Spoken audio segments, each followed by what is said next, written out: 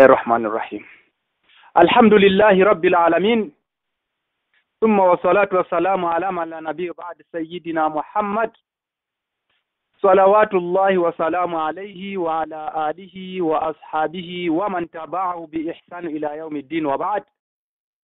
Ndio baada ya kumshukuru Allah subhanahu wa ta'ala na kumtakia rehma na amani kiongozi wa umma mtume wetu Muhammadi, yeye na watu wa nyumbani kwake na watu wa karibu zake na waislamu wote kwa jumla, wale ambao watakayofuata mafunzo yake mpaka hiyo siku ya kiyama.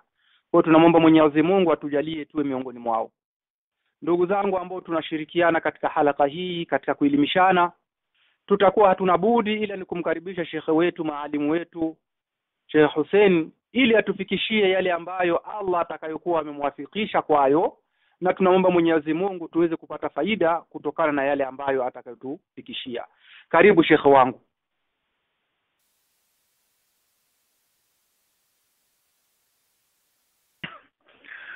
Assalamu alaykum wa rahmatullahi wa barakatuh. Wa alaykum assalam wa rahmatullahi wa barakatuh. Alhamdulillah wa bihi nasta'inu ala umuri ad-dunya wad-din. Wa sallallahu ala khayri khalqillahi sayyidil awwalin wal akhirin. Sayyidina Muhammad wa ala alihi wa ashabihi wa man tabi'ahum bi ihsanin ila yawmiddin. وسلم تسليما كثيرا. يقول الله تعالى: يا أيها الذين آمنوا اتقوا الله حق تقاته ولا تموتن إلا وأنتم مسلمون. يا أيها الذين آمنوا اتقوا الله وقولوا قولا سديدا يصلح لكم أعمالكم ويغفر لكم ذنوبكم ومن يطع الله ورسوله فقد فاز فوزا عظيما. أما بعد. Ndugu zangu Waislamu, hapana budi kumshukuru Allah subhanahu wa ta'ala, mola wa viumbe, na kumtakia kipenzi chetu mtume wetu Muhammad sallallahu alayhi wasallam, rehma na amani ziwe juu yake.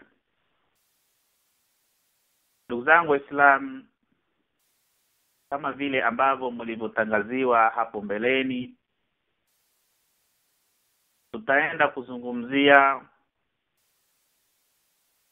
birrul walidain, kuwatendea wema wazazi wawili. Mwenyezi Mungu subhanahu wa ta'ala alipotuumba na akatufanya sisi tukawa ni Waislamu, akatufanyia njia mbalimbali ama sababu mbalimbali za kuweza kuingia katika pepo yake. Miongoni mwa sababu ambazo Allah subhanahu wa ta'ala alizifanya sisi Waislamu tukaweza kupata radhi zake ama tukapata rahma zake tukaweza kuingia ndani ya pepo, sababu zilizokuwa kubwa kubwa na zilizokuwa ndogo.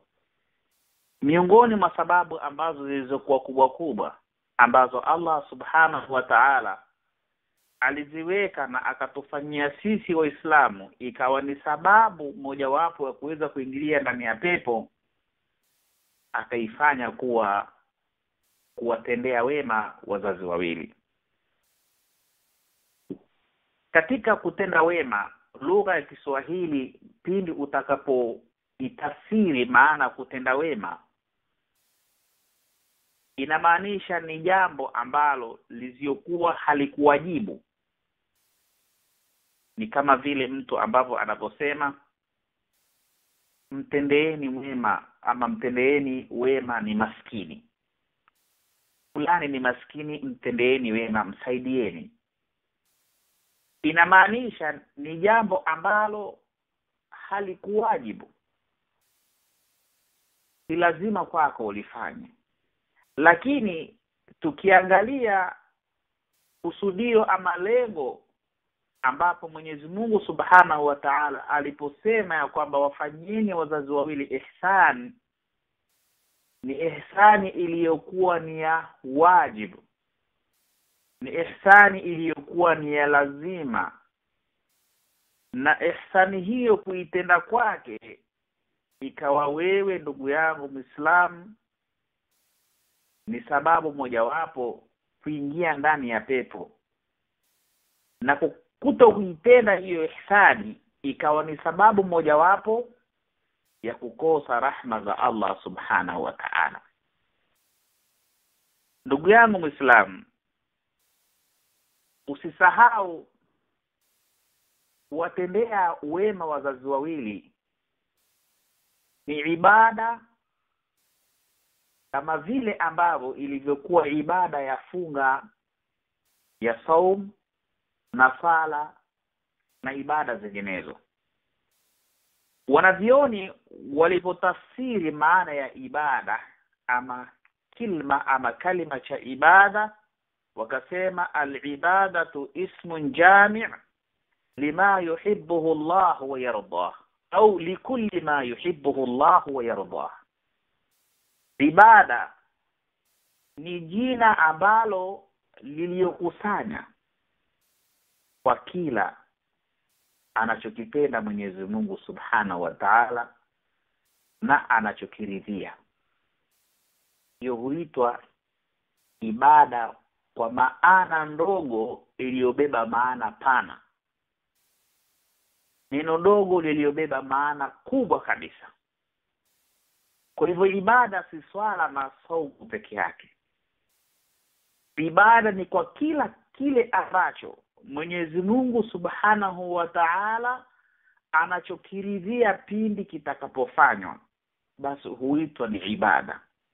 Na hicho kitu, ili kitu ni ibada, kiangaliwe katika misingi ya kisheria, ndio kitaitwa ibada. Sasa taa ama kuwatendea wema wazazi wawili ni ibada ya kumwabudu Mwenyezi Mungu Subhanahu wa Ta'ala, kama vile alivyokuambia Mwenyezi Mungu kaswali, alivyokuambia kwamba funga saumu, ama alivyokuambia toa sadaka ama zaka katika mali yako, ikawa ni ibada. Kadhalika kuwatendea wema wazazi wawili ikawa ni ibada. Tukiangalia kisa kimoja ambacho kilichokuwa ni maarufu ndani ya Qur'an, kisa cha mal'un la'natullahi alayhi Iblis la'natullahi alayhi. Mwenyezi Mungu Subhanahu wa Ta'ala alipomwamrisha Iblis amsujudie Adam, Iblis alikataa kumsujudia Adam.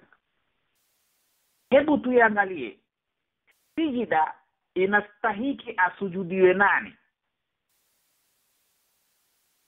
Sijida anastahiki asujudiwe Mola wa viumbe. Yeye ndio mwenye kustahiki sijida. Lakini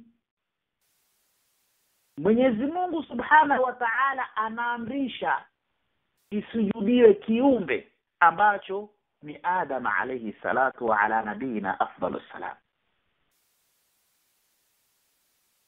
Hapo wanavioni wana maneno mengi sana wanayoyasema, lakini hebu tuyaweke kando, tuangalie tu kusudio ambao tunaliendea ni kusudio gani, ama tunalenga nini.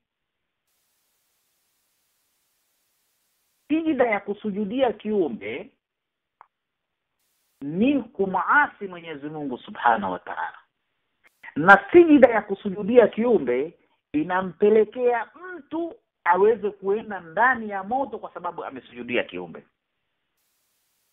Lakini tuangalie sijida hii, amri yake inatoka wapi? Allah Subhanahu wa Ta'ala anasema, wa idh qulna lil malaikati isjudu li Adam, wa idh qulna lil malaikati isjudu li Adam. Kumbukeni ama kumbuka Mtume Muhammad sallallahu alaihi wasallam pindi tulipowaambia malaika msujudieni Adam. ikiwa sijida ya kusujudia kiumbe ni shirki, ama ikawa ni isiani miongoni mwa sababu ambazo za kuendea ndani ya pepo, ndani ya moto, tuangalie hapa sasa kutosujudia hichi kiumbe kilichoamrisha ikawa ni sababu viumbe vingine viende ndani ya moto ama vipate laana ya Mwenyezi Mungu kutosujudia kile kiumbe. Sajadu illa iblis. Mwenyezi Mungu anasema malaika walisujudu wote ila isipokuwa Ibilisi. La'natullah. Alikataa, aba wastakbar. Amekataa Iblis na akajikuza ya kwamba yeye ni bora. Wa kana minal kafirin. Mwenyezi Mungu anasema amekuwa Ibilisi miongoni mwa wale ambao makafiri waliokataa. Amekuwa kafiri Ibilisi kwa sababu gani? Ibilisi amekuwa kafiri kwa sababu amekataa kumsujudia Adam. Na malaika wengine wakawa wamepata radhi za Mwenyezi Mungu kwa kumsujudia Adam. Naam. Sijida hii iliyosujudiwa kiumbe ilikuwa ni amri ya Allah subhanahu wa ta'ala. Ilikuwa ni amri ya Allah. Bali haikuwa ya kwamba ni maombi ambayo aliomba hicho kiumbe kisujudiwe, bali ni amri Mwenyezi Mungu muumbaji akawa ametoa amri isujudiwe kile kiumbe. Hasa ikawa sijida imesujudiwa ile kiumbe, lakini ibada hii ya sijida ilikuwa ni ya Mwenyezi Mungu ambaye aliyoamrisha hao malaika wamsujudie kile kiumbe. Na wakawa wamefaulu waliosujudu na wakawa wamehasarika waliokataa. Hiyo hapo tukaangalia wanaviona anasema al-ibadatu ismun jami'an likulli ma yuhibbuhu Allah wa yarda. Ibada ni jina lililokusanya kwa kila anachokipenda Mwenyezi Mungu na anachokiridhia. Hata Mwenyezi Mungu ndiyo aliamrisha, inamaanisha kwamba ile sijida Mwenyezi Mungu aliridhia ikawa ni ibada. Na aliyokataa ile sijida akawa ni kafiri. Na aliyokubali ile sijida akawa ni mtiifu. Hapa nakusudia ndugu zangu Waislamu, pindi tulipoambia kwamba tuwafanyie ihsani wazazi wawili, tuwafanyie wema wazazi wawili, ikawa ni ibada, kwa sababu yeye ndiye aliyeamrisha. Sasa angalia wewe ndugu yangu, kawa umetembea kando na amri hii, utaangukiwa kile kilichomwangukia mal'un la'natullahi alayhi ambaye alikuwa ni Iblis.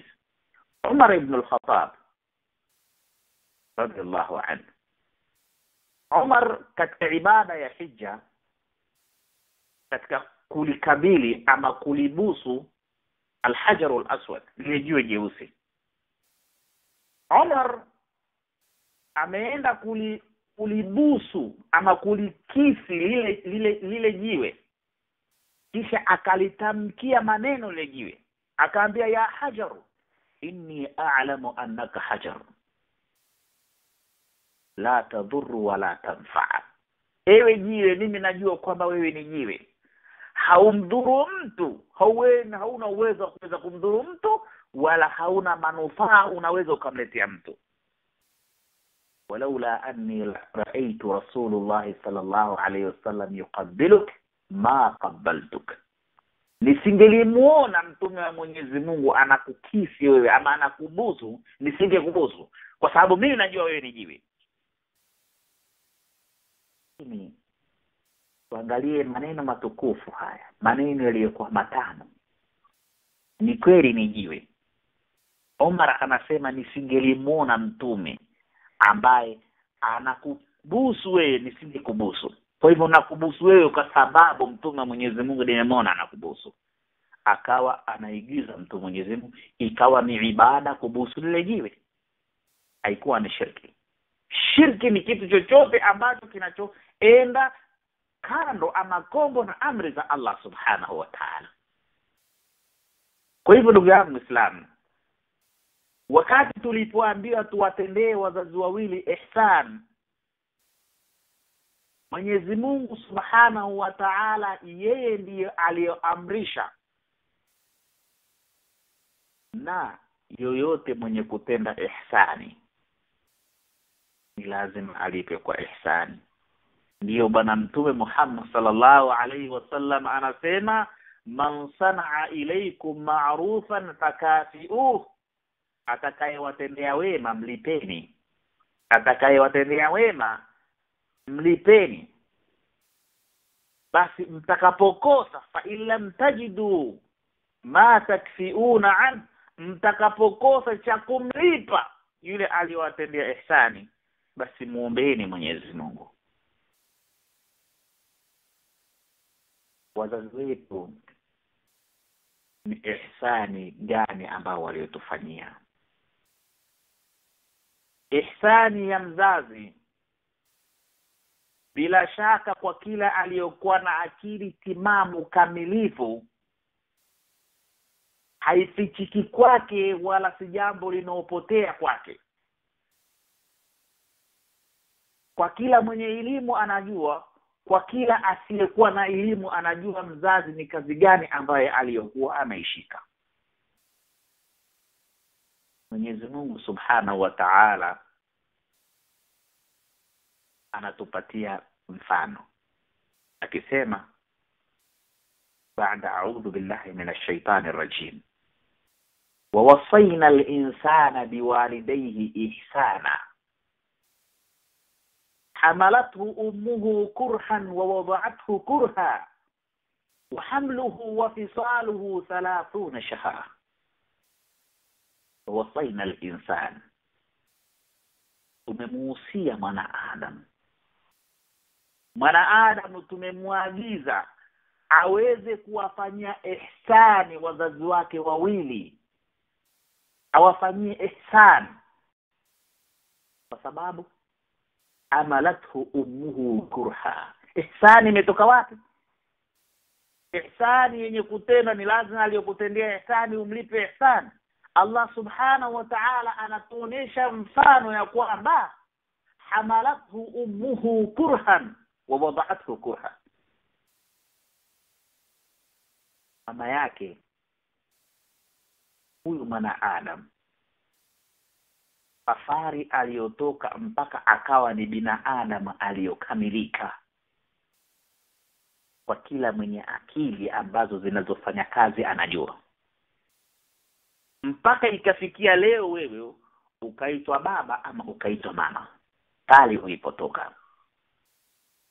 Na mfano unakutosheleza, kiangalia watoto wako wale tu ambao wewe saa hii ambao wewe umewailia baba.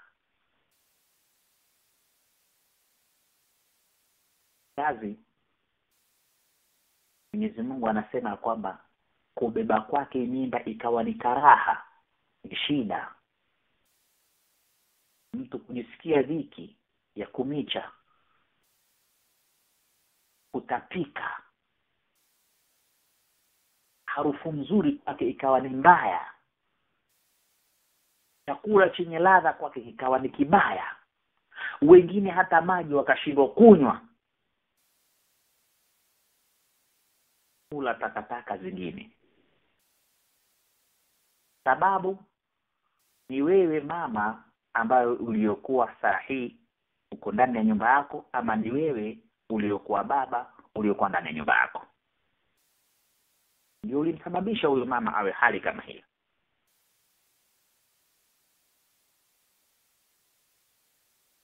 Mwenyezi Mungu Subhanahu wa Ta'ala anasema, hamalathu ummuhu kurhan, mama yake amembeba kwa dhiki, karaha, chakula akashindwa kula, maji akashindwa kuyatumia, wengine wakawa wanakula udongo, kwa sababu una mtoto ndani ya tumbo.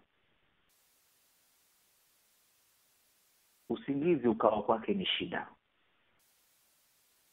ulala kwake alale upande mmoja ama alale upande mbili, pande nyingine anashindwa kulala.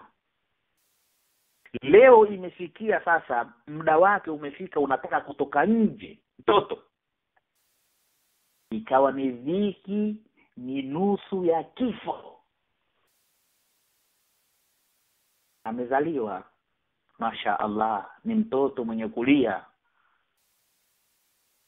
Baada ya kuzaliwa, mama haangalii shida aliyopitia tena, anasema mtoto wangu.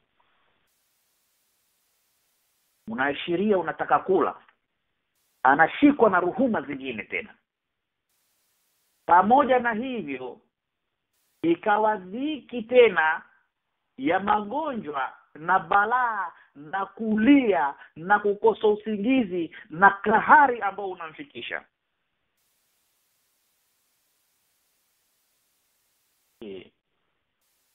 Mtu kama huyu ana ihsani gani ambaye anaweza kulipa?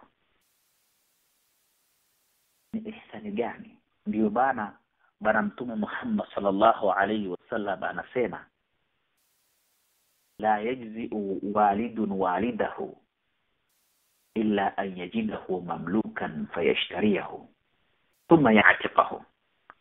Hataweza kumlipa mtoto mzazi wake, hataweza kumlipa katu, illa an yajidahu mamlukan, amkute yeye kwamba mzazi ni mtumwa, fayashtariyahu thumma ya'tiqahu, akamnunue amtoe katika utumwa kisha amwachie huru, amwambie wewe uko huru. Islam ni ruhuma aina gani Mwenyezi Mungu Subhanahu wa Ta'ala aliyompatia mzazi? Na wengineo kuweza kufikia madhambi ya aina mbalimbali, shirki za aina mbalimbali, kwa sababu magonjwa huishi, likitoka hili laingia hili, likitoka hili laingia hili. Akamsahau Mwenyezi Mungu kwa sababu ya mtoto wake. Pahali alipokatazwa akawa anaingia kwa sababu ya mtoto wake. Wengineo wakawa riziki ni shida, si kama hapa ambapo tulipokuwepo. Ndugu zangu Waislamu, tunakumbuka pale tulipotoka. Ni wajibu wa baba kutafuta na mama watafute. Baba anafikia kaibe kwa sababu watoto wake wako na shida. Mama anafedheheka. Wengine kuweza kufanya mambo ambayo hata yasiyostahili kwa sababu ya watoto wake, na kufikiria maendeleo ya watoto. Pamoja na hivyo, umekuwa mtu mzima, anafikiria mwanangu atakuwa ni mtu gani kesho. Anafikiria kesho awe ni kitu gani mwanae. Awe ni kiongozi fulani, awe ni shekhe fulani, awe ni injinia fulani, awe labda ni director fulani, ama akae ofisi fulani. Na pamoja na hivyo, hakuacha kuita mwanangu mpaka unazeheka. Hii bado neno la mwanangu lile ambao ulioanzia utotoni mpaka unakuwa mzee, bado yeye huita mwanangu, mwanangu, mwanangu.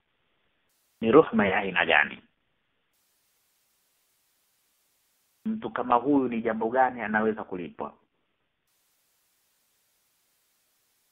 Zangu Waislamu, mtu kama huyu hakuna jambo lolote anaweza akalipwa, ila isipokuwa ni kuweza kufanya ihsan. Si malipo, ni kufanya ihsan, kukaribia tu. Memona Ibn Umar, na mmoja memona Ibn Umar radiyallahu anhu, ya kwamba amembeba mama yake kwenye mabega katika Kaaba, wanazunguka. Abdullah ibn Umar, yule bana anamwambia Abdullah ibn Umar, Abdullah ibn Umar, atarani jazaituha, je, waona kwamba kweli mama yangu nimemlipa katika hiki kitendo unachokitenda? Akamwambia, hapana, haukumlipa mzazi wako, lakini ahsanta, lakini umetenda jambo zuri, umetenda ihsan. Wallahu yuthibuka ala qalilin kathir, Mwenyezi Mungu atakulipa machache hayo unayoyatenda, atakulipa mengi ama makubwa zaidi. Ndugu zangu Waislamu, Mwenyezi Mungu Subhanahu wa Ta'ala ameamrisha katika kitabu chake kitukufu tuweze kujiigizia mitume ya Mwenyezi Mungu. Allah Subhanahu wa Ta'ala anasema ulaika alladhina hadahumullah fabihudahum muqtadi. Hao mitume ni wale ambao Mwenyezi Mungu Subhanahu wa Ta'ala amewaongoza, basi katika uongofu wao waigizieni. Mitume ya Mwenyezi Mungu wao ni kiigizo chema kwetu sisi. Tuangalie ni namna gani ambavyo walivyokuwa ni watiifu ama wanyenyekevu ama wema kwa wazazi wao. Mwenyezi Mungu Subhanahu wa Ta'ala anatupatia kisa cha Nabii Allah Nuh, namna gani alikuwa ni mwema kwa wazazi wake. Nasema Rabbi ighfirli wa liwalidayya, Mwenyezi Mungu nisamehe madhambi yangu na uwasamehe wazazi wangu wawili. Ni ihsan, ni ihsani kuombea wazazi wawili msamaha kwa makosa ambayo yaliyotenda. Ni ihsan na ni mambo ambao Uislamu umeamrisha, kwa sababu unakumbuka katika hadithi ya bwana Mtume Muhammad sallallahu alaihi wasallam anasema binadamu atakapokufa amali zake zote hukatika ila isipokuwa mambo matatu: ilmun yuntafa'u bihi wa waladun salihin yad'u lahu. Ilmu yenye kunufaikiwa, sadaqatun jariya, sadaka yenye kutembea, au waladun salihin yad'u lahu, ama mtoto mwema mwenye kumwombea mzazi wake. Wanasema wanavioni, miongoni mwa sababu ambazo adhabul qabri ikawa inakatika yule aliyokuwa ndani ya kaburi, adhabu ambayo ilikuwa imewajibishwa juu yake kuadhibiwa, miongoni mwa sababu zinazosababisha ile adhabu ikatike ni kwa sababu ya maombi ya mtoto wake mwenye kumwombea. Anaweza akawa mzazi ndani ya kaburi ako na adhabu, lakini istighfar ya mtoto ambaye aliyowaacha ama watoto aliyowaacha wakawa wanamuombea mzazi wao ambaye aliyokuwa ametangulia mbele ya haki, ikawa ni mojawapo wa kupunguza adhabu ya kabri hatua mpaka mwisho wapo, ikafikia kwamba adhabu ile ikatike kabisa ama isimame kabisa. Na ikawa ule mtu labda alikuwa ni mtu wa motoni na akawa ni mtu wa peponi. Hadithi inasema ya kwamba mtu ambaye alikuwa ni mtu wa motoni ama alikuwa ni mtu wa peponi, daraja ambaye hakuifikia, anaona kwamba amepatiwa daraja ile kwa hali ya juu. Anamuuliza Mwenyezi Mungu Subhanahu wa Ta'ala, Mwenyezi Mungu, daraja hii nimeipata wapi? Anaambia ni kutokana na mtoto wako, maombi ya mtoto wako. Kwa hivyo kutenda wema kwa wazazi, watendea wema wazazi, haimaanishi wakati watakapokuwa wao wako hai tu. Na wakiwa wako hai kuna wajibu mkubwa uweze kujua kama wewe ni mtoto, mzazi wako analala sehemu gani, mzazi wako maisha yake yako namna gani, mzazi wako hali yake iko namna gani, mzazi wako anakula nini, mzazi wako afya yake iko vipi, mzazi wako anavaa nini. Hayo ni mambo ambayo unahitajiwa wewe uweze kuyajua kama wewe ni mtoto, ikiwa wao wapo hai. Ikiwa wao wamekufa, basi wajibu ule ukiwa umekatika, kuna mwingine waombee istighfar, maghfira, kuombea wema, kuweza kuombea kwa Mwenyezi Mungu waweze kuingia katika pepo yake. Ni mambo ambayo yanakuwajibu. Ndugu zangu Waislamu, tukiangalia katika kisa ambacho, hadithi ambayo iliyokuwa iko hivyo kabisa, kisa cha watu wale ambao waliokuwa wasafiri, waliokuwa wameporomokewa na jiwe katika pango likafunika, wakashindwa kutoka ndani ya pango, na hakuna yoyote aliyokuwa anajua yuko ndani ya pango. Lakini kilichowaokoa ni matendo yao mema walioyatenda kwa ajili ya Mwenyezi Mungu. Matendo yao mema walioyatenda kwa ajili ya Mwenyezi Mungu. Haina haja tuweze kukihadithia kisa kwa urefu kutokana na muda wenyewe ni mdogo, lakini tuangalie tu katika maudhui yetu pale ambapo tunapolenga.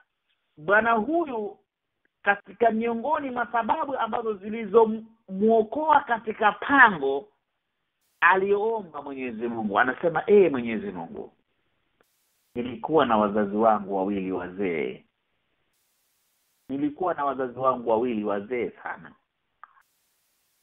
Na mimi kawaida yangu ilikuwa ni mchungaji. Nikitoka katika uchungaji nikikama maziwa, kabla ya wazazi wangu kunywa, nilikuwa siridhii watoto wangu ama mke wangu kunywa. Nihakikishe mzazi wangu amekunywa ama wazazi wangu wamekunywa, kisha nikirudi kwa mke na watoto. Hiyo ndio ilikuwa tabia yangu. Lakini siku moja miongoni mwa siku, Mwenyezi Mungu imekuwa katika uchungaji wangu wa haiwani zangu ama mifugo wangu, nilienda mbali kabisa kutafuta lishe. Wakati ambapo unaporudi, sababu nikienda nilichukua safari ndefu, nikirudi ni lazima nichukue safari ndefu. Nikirudi ni usiku, nikakuta wazazi wangu wamelala. Kisa hichi huyu jamaa anakihadithia wakati huo yuko ndani ya pango, tayari mdomo wa pango umefunikwa na jiwe. Mwenyezi Mungu, baada mimi niliporudi wazazi nimewakuta wamelala. Nimeshika maziwa kwenye mkono. Nachukizwa kwamba wazazi wangu wamelala, niwainue katika usingizi, ni wakati zile usingizi wao. Na nachukizwa haya maziwa niliyobeba kabla ya wazazi wangu, watoto wangu wametangulia kunywa. Nikasimama usiku mzima ikiwa chombo nimekishika kwenye mkono wangu. Watoto wangu wanalia chini ya miguu, baba tuko na njaa, baba tupatie maziwa, baba tuko na njaa, tupatie maziwa. Lakini anasema, nikawaambia, kabla wazazi wangu hawajakunywa, hakuna mke wala mtoto atakayetia mdomo wake. Na wazazi wamelala. Allahu akbar, Allahu akbar. Angalia heshima ya mtoto. Angalia heshima ya mtoto, anavyotumika na wazazi wake. Ndivyo tunavyofanya. Baadhi yetu wakawa wanapigia kelele wazazi wao, nafikiri ya kwamba ni watu wawili wa ndugu, hata si mtu na mzazi wake. hata kufikia kumwambia maneno ambayo rafiki haistahiki kumwambia. Jinga sana wewe mama. Allahu akbar. Huyu bwana amesimama. Una shida gani? Ungempatia watoto wake alafu umesimama. Lakini akasema hapana. Kwa kumtukuza mzazi awe ni juu kwa kila kitu.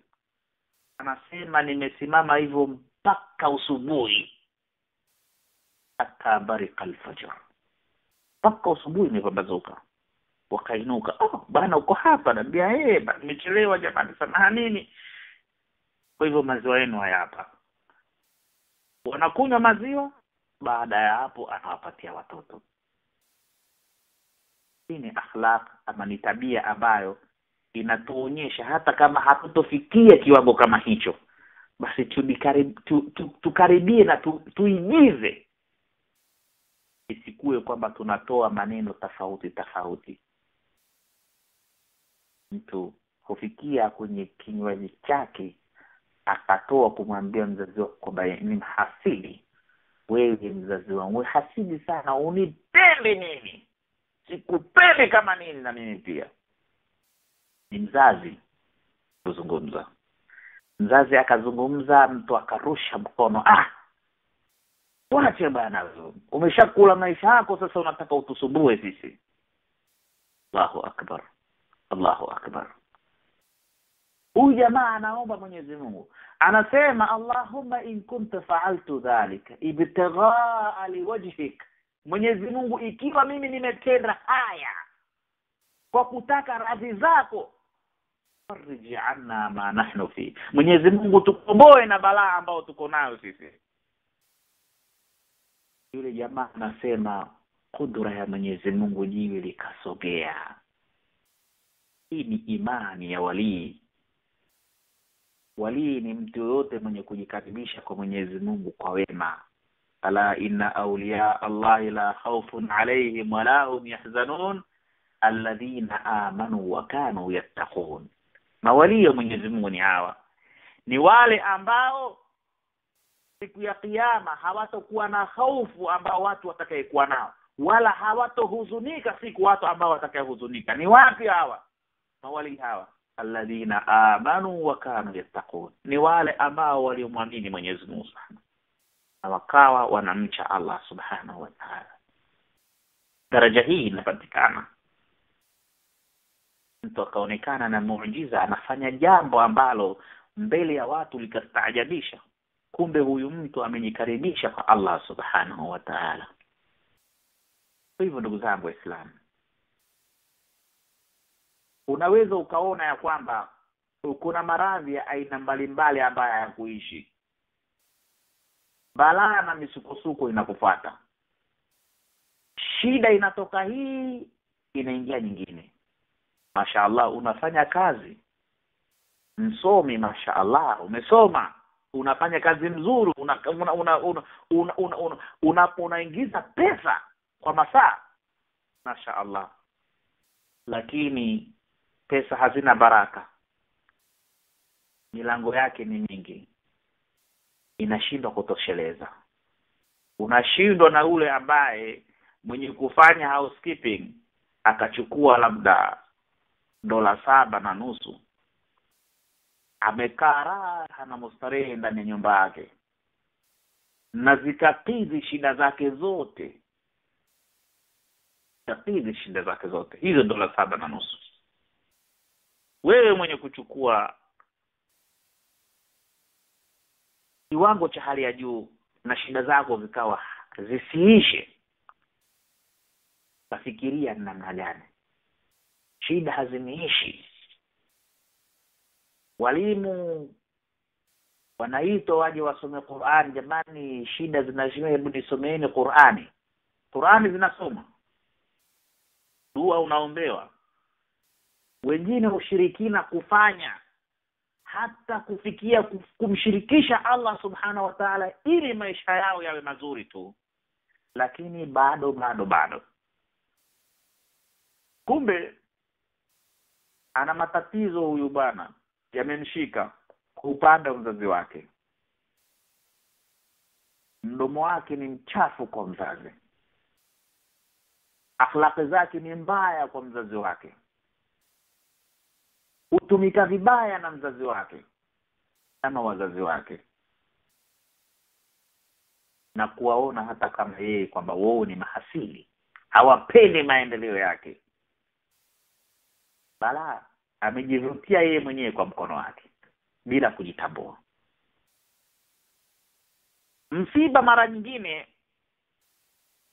mtu balazi simuishie, magonjwa hapa na pale, fitna ndani ya nyumba, misukosuko ya aina mbalimbali ikawa inakufuata. Kumbe nasema nuksi gani? Si nuksi, ni makosa ambayo unayokosea si mwingine bali ni mzazi wako. Wengine wazazi wao wamekufa hali ya kuwa kuna dukuduku kwenye moyo kutokana na makosa yaliyotendwa walioyatenda. Dukuduku wako na mzazi amekufa hali ya kuwa akona hasira na mtoto wake. Mwingine yeye ndio mwenye hasira, mzazi anataka apate sauti kwa mtoto wake. Mtoto amekuwa na hasira kwa sababu mzazi wake ni mbaya, hataki kumsikia hata sauti, amefunga naye hasira. Allahu akbar, Allahu akbar, Allahu akbar.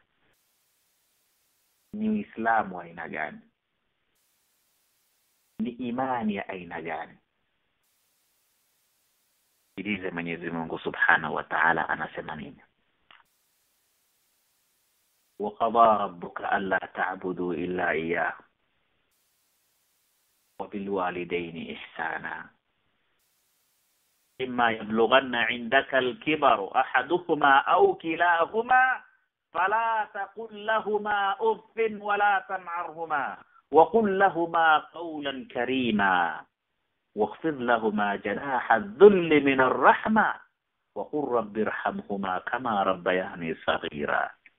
الله أكبر. Allah subhanahu wa ta'ala anasema, Mwenyezi Mungu subhanahu wa ta'ala amehukumu na akapitisha sheria yake asiabudiwe ila isipokuwa yeye tu. Wazazi wawili wafanyiwe ihsani ima watakapofikia utu uzima, mmoja wao ama wawili wao, sababu ni kipindi ambacho wanachohitaji subra zaidi. Ndio maana Mwenyezi Mungu Subhanahu wa Ta'ala akahusia inda al-kibar, wakati wa utu uzima, uzeheni. Allah alihusia kwa sababu binadamu wakati atakapokuwa na kufikia sinni fulani, kiwango fulani cha umri, anarudi katika utotoni, akili zake zinarudi, nguvu zake pia hudhoofika, nguvu zake zitarudi nyuma kama vile mtoto anapokuwa, mpaka kufikia kiwango kile alichokuwa mara ya kwanza. لقد خلقنا الإنسان في أحسن تقويم ثم رددناه أسفل سافلين.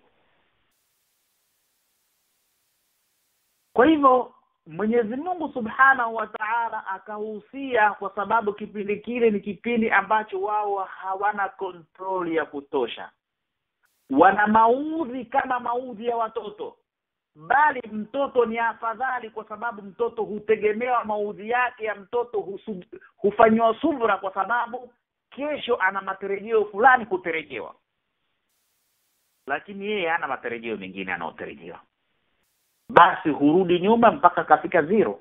Lakini mtoto hufanywa subra kwa sababu anafanya vituko na balaa mbalimbali na uharibifu wa aina mbalimbali kwa sababu hutarajiwa kesho huyu atakuja kuwa msaidizi fulani.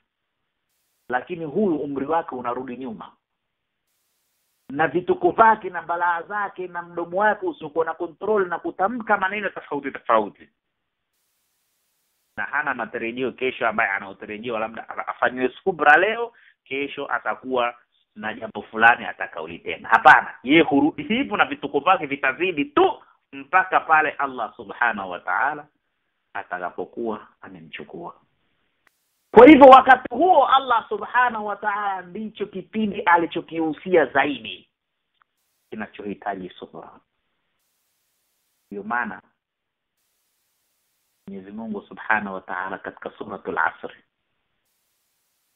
innal insana la fi khusr illa alladhina amanu wa amilus salihat wa tawasaw bil haqq wa tawasaw bis sabr.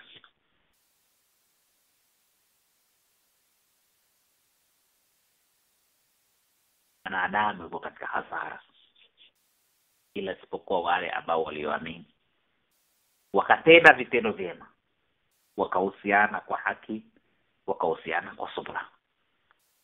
Kwa hivyo subra hii Mwenyezi Mungu subhanahu wa ta'ala akasema, naona Imam Shafi'i kama sikosei, law ma anzala Allahu ala khalqihi ala hujjatan ala khalqihi lakafat. Naona Imam Ahmad alisema kwamba lau Mwenyezi Mungu subhanahu wa ta'ala asingeliteremsha hoja yoyote katika kitabu chake ila isipokuwa suratul Asr ingetosheleza. Subra, kila jambo huenda na subra, kila jambo na subra. Kwa hivyo kipindi hicho cha uzeheni ndicho Allah subhanahu wa ta'ala alichohusia subra ala alwalidain, kwa wazazi wafanywe subra. imma yablughanna 'indaka al-kibaru ahaduhuma aw kilahuma fala taqul lahumā uffin. Mwenyezi Mungu amekataza usiseme neno la kuwaletea maudhi katika nafsi zao. Angalia jicho baya, usimwangalie jicho baya mzazi wako. Unajua hatua ya kwanza mtu kujulikana kuwa amekasirika, ukamjua fulani kweli hivi kanikasirikia, atakapokuangalia jicho baya utajua ya kwamba hili neno nilimwambia huyu bwana limemudhi kweli, limemudhi, hakuridhika nao. Bwana nisamee bwana kama nimekuudhi. Huanza kuomba msamaha. Kwa hivyo kwa kumwangalia jicho baya mzazi wako ni ishara ambayo inaonyesha kweli umeudhika. Unakatazwa usiudhike katika nafsi yako. Wacha kutamka maneno machafu kumwambia. Usiudhike. Jicho baya usimwangalie. Wala tanharhuma, wala usiwakataze jambo lolote ambao watakayokuambia. Usiwakataze. Ikasirika sababu umbile yako ni mwanadamu, audhika, basi jirudishe nyuma haraka ifadhavyo. Utakapoteleza kama kwamba binadamu, basi tafuta namna gani ambavyo unaweza ukawaridhisha, ili usije ukaingia katika hasara waliohasarika. Ndugu zangu Waislamu, mada hii naona ni mada pana, na wakati naona unayoyoma, na hapo ndipo ambapo nitakapokomea mpaka pale Mwenyezi Mungu subhanahu wa ta'ala atakapotujalia tukakutana kwa mara nyingine, tukaweza kuimalizia hii mada ama kuiendeleza pale ambapo palipokuwa pamebakia. Ikiwa kuna swali la aina yoyote katika haya niliyozungumza sikufahamika vizuri, basi ningesema tafadhali, niko tayari kwa kufafanua zaidi pale sijafahamika. Ikiwa kuna sehemu basi nimeteleza, kwa kila mwanadamu si mkamilifu, ni mkosefu, na pale nilipozungumza sawa basi yanafaa kushikwa na kuweza kutumikiwa. Kwa hivyo hapo ndipo ambapo nitakapokomea. Assalamu alaikum wa rahmatullahi wa barakatuh. Wa alaikum assalam wa rahmatullahi wa barakatuh. Ndiyo ndugu zangu ambao tuko kwenye halaka, mmemsikia shekhe wetu. Mwenyezi Mungu tunamuomba ya Rabbi umlipe kila la kheri kwa yale ambayo aliyotufikishia, na umjalie ya Rabbi aweze kupata elimu ambayo itatunufaisha sisi na elimu ambayo inayokuridhisha wewe ya Rabbi. Nategemea Sheikh Salum unanipata? Naam Sheikh. Ndio. Kwa hiyo kama gisi Sheikh amezungumza kwamba kama kuna mtu ambaye kuna sehemu akupaelewa, kama kuna suala lolote insha Allah, kwa hiyo namba nitamwomba Sheikh Salum awafahamishe ni namba gani ambazo watu watatumia ili katika kuuliza masuala, ili uweze kupewa fursa ya kuuliza suala. Naam, naweza tukatumia namba ya 512 6277009 ama 5126277009. Hiyo ni namba yangu. Na vile vile unaweza kutumia namba ya Sheikh Omar, kama kwa wale ambao kwamba kuna uzoefu wa namba ya Sheikh Omar, unaweza kumtumia message, ama namba ambayo kwamba tunayotumia kwenye group la Halaf Kiswahili Halafa, unaweza kutumia vile vile kama una swali ama unasema ambayo kwamba kumuelewa Sheikh vizuri aweze kufafanulia. Karibuni. Asalamu alaykum wa rahmatullahi wa barakatuh. Wa alaykum assalam wa rahmatullahi wa barakatuh.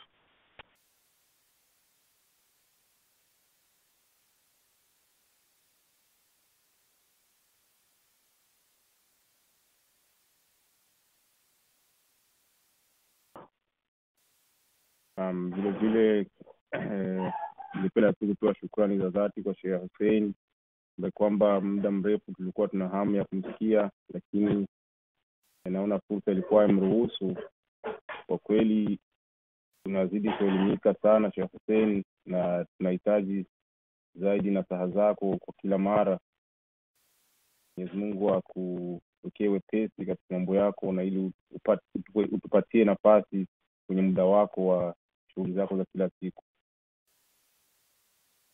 Tegemea ni watu wengi ambao kwamba wanafurahia darasa zako, na tunazidi kuelimika inshallah.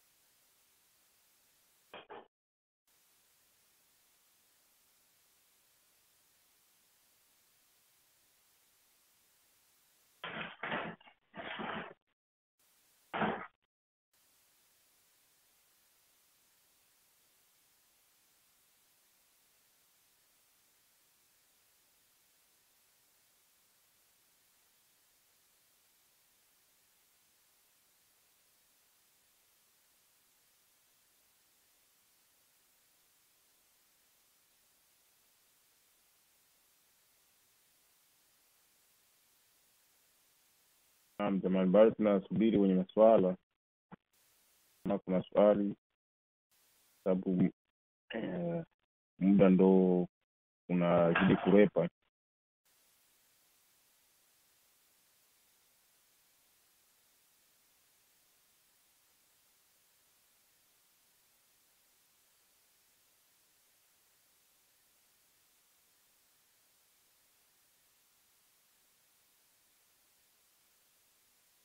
Kuna swali kutoka kwa Sheikh Isa. Karibu Sheikh Isa, line yako iko wazi.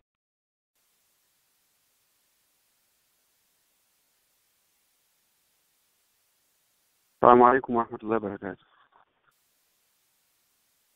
وعليكم السلام ورحمة الله وبركاته. Ya Sheikh, nashukuru sana kwa darasa lako, tumefaidika sana, jazakallahu kullu khair. Nilikuwa nauliza swala kama sisi Waislamu inajuzu kumwajiri mtu akutizamie mzazi wako kama uko na shughuli, uko busy na makazi, au kumpeleka mzazi wako katika hizi nyumba za nursing home. Katika Uislamu hilo swala linaruhusiwa au kuna ushahidi gani unaweza kunisaidia hapo Sheikh? Jazakallahu khair. Wa khair aljaza. Kumfanyia mzazi wako kuwa na khadim ama mtu ambaye anaweza kumhudumia kisheria ni jambo ambalo linafaa ikiwa ile jambo limetimia katika misingi ya kisheria, wala halina madhara ya aina yote, ila isipokuwa liangaliwe tu huyo mfanyakazi ni mfanyakazi wa aina gani na ni kazi gani ambayo mwenye kuifanya. Je, hiyo kazi ambaye anamfanyia huduma inamfanyia mzazi wako ni miongoni mwa huduma ambazo zinafaa amfanyie ama hazifai? Mfano, kuna mambo ambayo labda ya kumtengenezea nyumba yake, kumpikia chakula chake, kujua mavazi yake, kumfulia nguo zake, mambo kama hayo ambayo ni mambo ambayo yanafaa wala hayana shida yote. Lakini yule ambaye mwenye kumfanyia kazi ni mtu aina gani na mzazi wako ni mtu aina gani, wasikuwe ni jinsia mbili ambazo zilizokuwa ni maharim, ambazo zikawa kufanya kazi kwake kule kukaa upaletea mukhalifu wa amri za Allah subhanahu wa ta'ala. Na kama labda nitakuwa nimefahamika, kama sikufahamika inshallah nifafanue zaidi hapo. Sawa. Nashukuru sana Sheikh. Alafu na niongezea hapo yani sasa katika kumweka mzazi wako katika yani nyumba au sehemu ya mbali na wewe, alafu unakwenda kumwona labda mara moja kwa mwaka au miezi mingapi, na anapata huduma nzuri kule, lakini humuoni na wewe ndio muhusika zaidi, ndio mtoto. Sasa sijui katika dini hapo tutaweza kuelewa vipi hapo Sheikh? Kuna sababu ambazo za kidharura ambazo labda zimekusababisha, mfano labda kama saa hii labda watu tuko katika nchi ambazo za ugenini na wazazi ambao tuko nao upande mwingine, ni dharura wakati kama ule ambao kumuona. Lakini kama labda ni jambo ambao la kuenda kumfungia sehemu fulani kwamba wewe hutaki kumuona, ile jambo lingine. Lakini jambo ambalo la dharura ambao limefikisha ni dharura, ni sababu fulani, huduma ambao ingilikuwa inahitajika wewe uifanye, basi wewe ukawa unatafuta mapato fulani pande fulani na ukamweka sehemu fulani, basi akawa haki zake zinatimizwa, hakuna shida. Lakini ikiwa labda kama vile wenzetu wengine ambao wanavyofanya, ambao wasiokuwa Waislamu, ya kwamba kuenda kumweka sehemu fulani, jambo kama lile ambao ni halifai jambo kama lile. Lakini kama kutokana labda sababu fulani za kimaisha, uko pande fulani kimaisha na yeye uko upande mwingine, ikawa labda hailetani wakati kama ule, wewe ukawa labda umetoa nguvu zako kutafuta mtu mwenye kuweza kumhudumia kupata huduma zake ambao za kisheria zisizokhalifu amri za Mwenyezi Mungu Subhanahu wa Ta'ala, itakuwa haiko na shida, itakuwa iko sawa. Sababu dharura ndio ambayo iliyokuwa imesababisha mambo kama haya. Unajua wanavioni wanazungumza katika kauli ya Allah Subhanahu wa Ta'ala, wakati ambapo hurima alaykumul maytatu wad-damu wa lahmul khinzir, wameharamishiwa maiti na nyama za nguruwe. Wakaja wakatoa yani faida hapo ya kwamba wakisema kwamba inna dharurati tubihu almahdhurat, yani dharura basi kuharamisha katika mambo, kuhalalisha katika mambo ambayo yalikuwa yamekatazwa kuweza kuyafanya. Kuna mambo aina mbalimbali, tukisema labda tuyachimbue hapa, naona mambo mengi yatakuwa labda watu wakae mbalimbali, tukaona kwamba na maisha yakiingia katika dhiki, kutokana na mambo vile ambavyo yalivyokuwa yamekaa ama tunavyoyaona, tukisema tuyazungumze hayo mambo, basi itakuwa kutokana na sehemu ambayo tulipokaa itakuwa ni fitna kubwa sana. Kwa hivyo tuangalie mara zote kwamba dharura, ikiwa ni dharura ndio imekukalifu, la yukallifu Allahu nafsan illa wus'aha, Mwenyezi Mungu hakalifishi nafsi ama hailazimishi nafsi ila isipokuwa kile ambacho anachokiweza. Ikiwa uwezo wako ama jitihada yako imefikia hapo kufanya hivyo, la bas. Lakini ikiwa kwamba ni jambo unaweza kulifanya, fa aula, ni vizuri zaidi mzazi wako uweze kumfanyia wewe mwenyewe. Wallahu a'lam bisawab. Naam, nashukuru sana Sheikh, Allah nisaidie. Jazakallahu khair. Shukran Sheikh kwa kujibu swala hilo na kufafanulia zaidi. Swala la kufuata linatoka kwa ndugu Msabah. Tafadhali Sheikh. Assalamu alaykum wa rahmatullahi wa barakatuh. Wa alaykum salaam. Salamu wa rahmatullahi wa barakatuh. Ndio Sheikh, kwanza natoa shukrani zangu nyingi kwa ukumbusho ambao uliotupa kuhusu kuwatendea wazazi wema. Mwenyezi Mungu akulipe kwa ukumbusho huo. Sheikh, mimi na swala linahusu mada, ila ningependa nitolee ufafanuzi kidogo ili niweze kueleweka, hususan sisi ambao tunaoishi nje ya nyumbani, wazazi wakiwa wako huko, sisi tupo huku.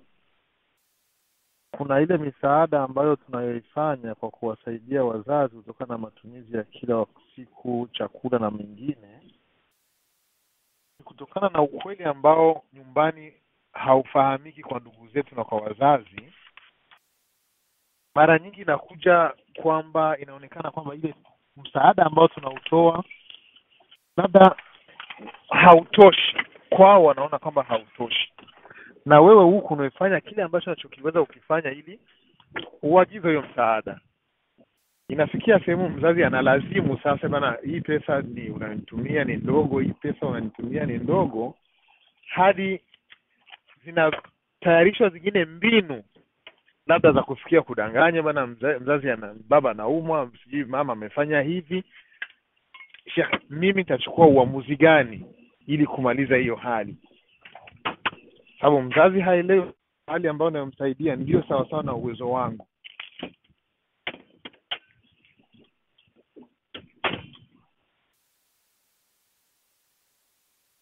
Halo? Naam, tunakusikia. Sheikh yupo? Niko. Sheikh yupo. Ndio nipo, nasikia. Naam, Bismillahir Rahmanir Rahim. Wa bihi nasta'inu ala umuri dunya dini, sallallahu ala nabiyina Muhammadin wa ala alihi wa sahbihi wa sallam. Kwanza ni juu yetu sisi kama watoto tuweze kufanya kile ambacho tunachokiweza. Allah subhanahu wa ta'ala aliposema la yukallifu Allahu nafsan illa wus'aha, Mwenyezi Mungu hakulazimisha nafsi ila isipokuwa kwa kile ambacho anachokiweza. Ni kuweza kumwambia maneno ambayo yalikuwa ya busara, kama tukiangalia katika kisa cha Luqman al-Hikma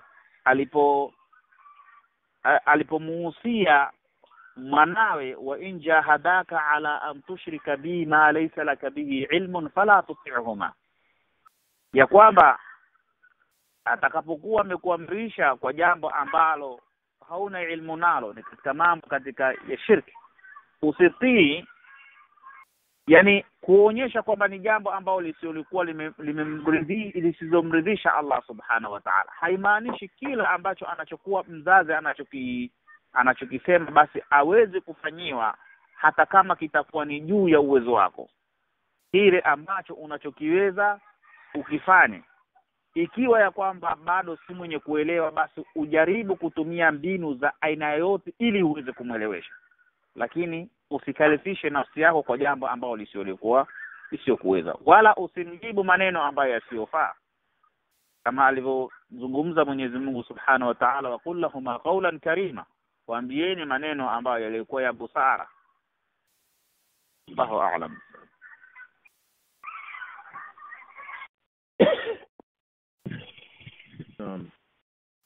Shukran Sheikh. Naona kuna suala lingine limekuja kwa njia ya message kwenye linasema assalamu alaikum warahmatullahi wabarakatuh. Muulizaji anauliza mfano mtu wazazi wake wako hai akawaombea kila baada ya swala, kisha akawa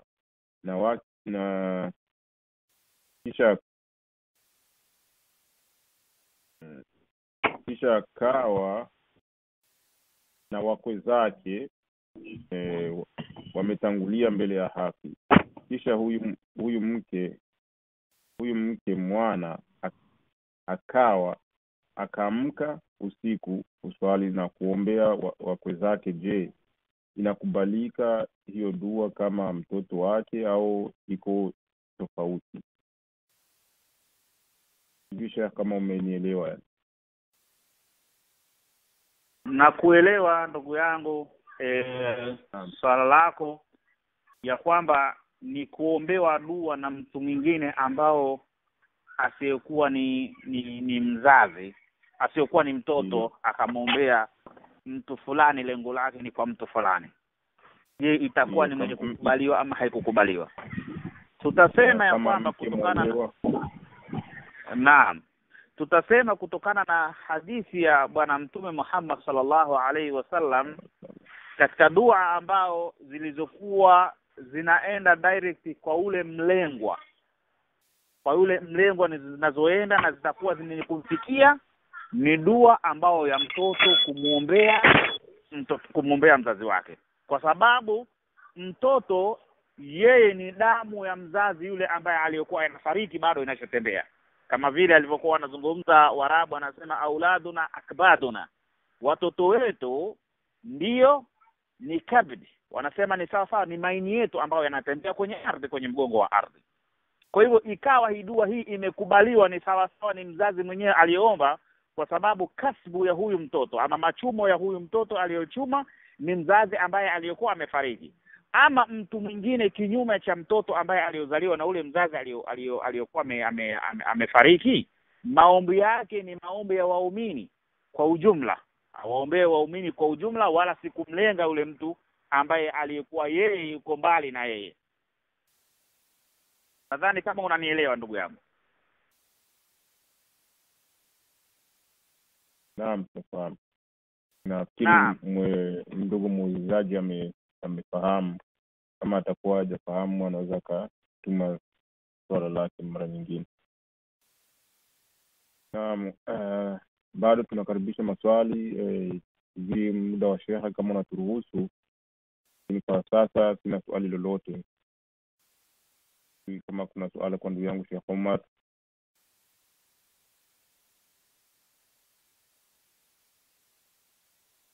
Naam, salamu alaykum wa rahmatullahi wa barakatuh. Wa alaykum salaam wa rahmatullahi wa barakatuh. Mimi sina swali upande wangu, lakini ningependa tu labda swali ambalo kwamba ndugu yetu Sheikh Salman alikuwa amenisoma kutoka kwenye grupi ya WhatsApp.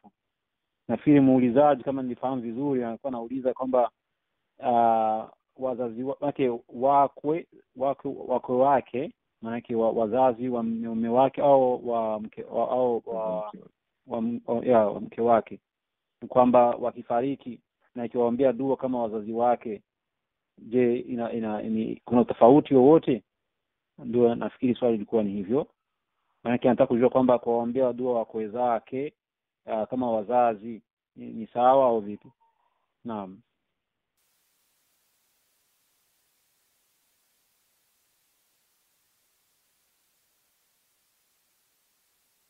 Naam, Sheikh Hussein, nafikiri. Naam, kuna utofauti wa ukwe na uzazi. Kuna tofauti ya ukwe na uzazi, na wale ni wakwe wala si wazazi wake. Naam. Na kile ambacho kilichokuja kuzungumzia hadithi katika mambo matatu ambayo binadamu yanakuwa kwamba ni mambo ambayo yanamfuata katika kaburini, ni mambo ambayo ni mtoto wake ambaye aliyokuwa amemzaa yeye mwenyewe, na huyu mkwe ama mkamwana hakuzaliwa na ule marehemu. Wallahu a'lam bisawab. Naam Sheikh, shukran. Nashukuru.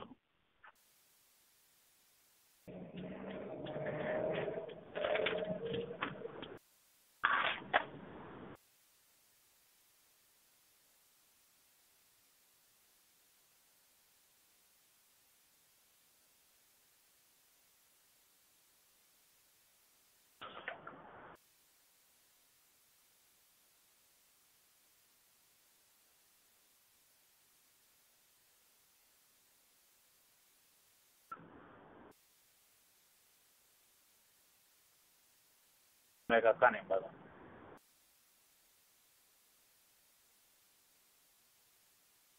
Na muulizaji na anatoa shukrani zake kwa Sheikh, anasema mfahamu.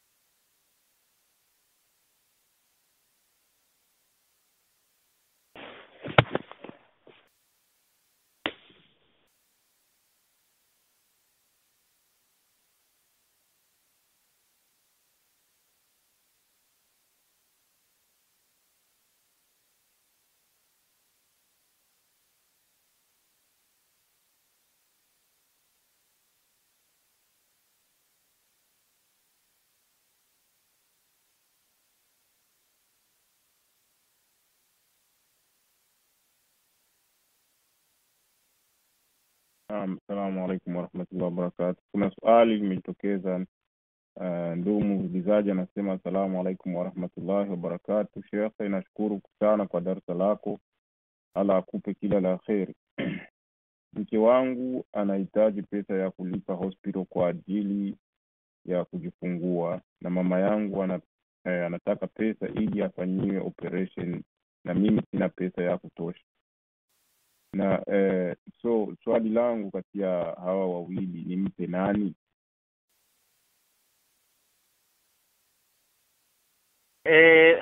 Katika wawili, kwanza utaangalia katika mambo mawili ambayo yaliyokuwa yako mazito zaidi, na lile lililokuwa niko zito zaidi ndio lenye kutangulizwa kuliko hili lingine. Na mzazi wakati kama huo, bila shaka yeye mzazi sifa yake ni mtu mwenye huruma, na ni kuweza kumwelewesha kama jukumu lako wewe mtoto kumwelezea mzazi wako kwamba kuna shida fulani ambayo iliyotufikishia na inahitaji gharama fulani, na sahihi gharama ambayo uliko nao haipangiki. Kwa hivyo kumridhisha na maneno ambayo yalikuwa mazuri ili aweze kukuelewa. Nadhani mzazi mwenye huruma, na kawaida yake Mwenyezi Mungu amemumba na huruma, hata kuwa ni mwenye kukataa kwa hali kama hiyo pindi ambapo itakapofikia, kwa sababu ni hali kwa kila mmoja humtikisha moyo wake, kwa sababu mzazi nao atakuwa ni wa kwanza kutikishika moyo ikiwa shida kama hiyo imekufikia. Kwa hivyo ndivyo ambavyo utakavyotumika insha Allah.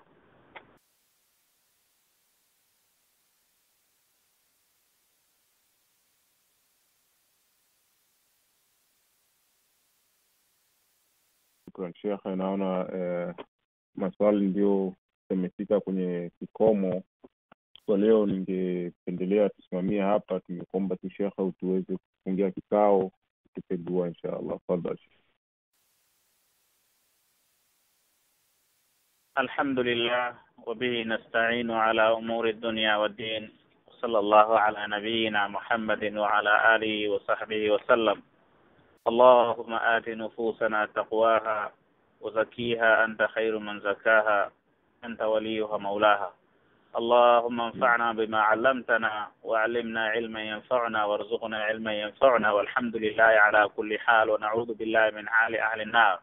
اللهم ربنا لا تدع لنا ذنبا إلا غفرته، ولا هما إلا فرجته، ولا دينا إلا قضيته، ولا عسيرا إلا يسرته، ولا محتاجا إلا أعطيته، ولا فقيرا إلا أعنته، ولا ضالا إلا هديته، ولا ميتا إلا رحمته، ولا مريضا إلا شفيته، ولا حاجة من حوائج الدنيا هي لك رضا ولنا فيها صلاح إلا أعنتنا على قضائها برحمة ويسرتها برحمتك يا أرحم الراحمين.